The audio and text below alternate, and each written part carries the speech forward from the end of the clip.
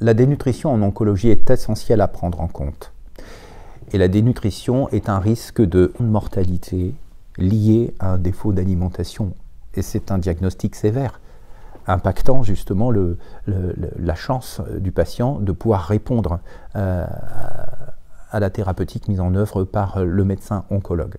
Parce que dès le départ, dès l'annonce, la maladie elle-même, qui peut être hypermétabolique, qui peut créer du stress, on n'en doute pas, donc une anorexie, mais aussi les effets secondaires qui vont s'enchaîner et qui vont créer des mauvais goûts, une perte d'olfaction, des aphtes, une diarrhée, une constipation, enfin un ensemble d'effets secondaires qui vont nécessairement s'accumuler et aboutir, dans certains cas, à une dénutrition avérée.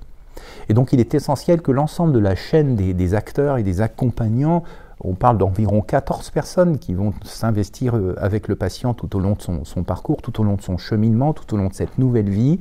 Et pour prévenir, gérer la dénutrition, il faut former tous ces personnels. C'est ce que Uninasal, une école d'ingénieurs qui est impliquée en onconutrition et qui fait évidemment de la recherche mais aussi de la formation, avec l'aide de professionnels. Aujourd'hui, nous travaillons depuis un moment avec le laboratoire Ipsen qui se préoccupe du cancer du rein. Mais en fait, tous les cancers, ou l'essentiel des cancers, sont hypermétaboliques et aboutissent à ce diagnostic et ce risque de dénutrition.